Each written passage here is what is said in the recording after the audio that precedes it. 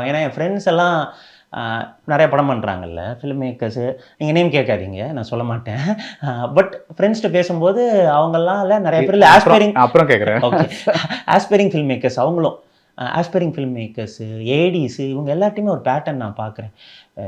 இது நம்ம ரொம்ப இதெல்லாம் பண்ணால் அடிச்சிருவானுங்க மச்சான், நம்மளை வந்துட்டு ரொம்ப போட்டு செஞ்சிருவானுங்க. எனக்கு இதுவே ரொம்ப டூ மச்சாக இருக்குது. யூனோ, இது ஒரு புது கேட்டராக இருக்குது.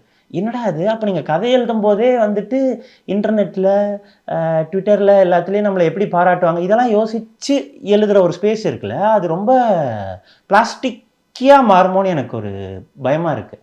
கதை வந்து அதோட வைல்ட்னஸில் இருக்குது. இப்போ ஓவரால் கதைக்குள்ளே இருக்கிற நீதியை பார்க்காம மைக்ரோவாக துண்டு துண்டாக செதில் செதிலாக அதை வெட்டி அதை வந்துட்டு டிஸ்ப்ரப்போர்ஷனேட்டாக ஒரு ப்ளோ பண்ணுறது இருக்குல்ல, அது என்ன பண்ணுதுன்னா, இப்போ இப்போ ஒரு டைம்ஸில் எப்படிலாம் கதை வந்துட்டு இருந்துச்சு சார், அதில் இருக்கிற தவறை நம்ம சரி பண்ணலாம். ஆனால் கதையாக லார்ஜராக ஒரு எமோஷன், ஹியூமர், என்டர்டெயின்மெண்ட்னு போய் எக்ஸ்ப்ளோர் பண்ணுற அந்த ஜோன்லாம் கம்மியாகிறதுக்கு காரணம் இது ஒன்றும் எனக்குள்ளே ஓடிட்டுருக்கு.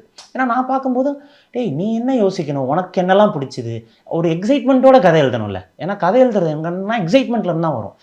அது என்னால் உட்காரவே முடியாது. அந்த மாதிரி இல்லாமல் இது வச்சா இங்கே, அது வச்சா அங்கே, இது வச்சா அவங்களுக்கு பிடிக்கும், இது வச்சா இவங்களுக்கு பிடிக்கும், ஓ இப்படி ஒரு மேத்து போகுது அப்படிங்கிறதே I feel so sad for that. Sakthi masala, தரம் என்றும் நிரந்தரம், தலைமுறையாய் தொடர்ந்து வரும் சக்தி மசாலா.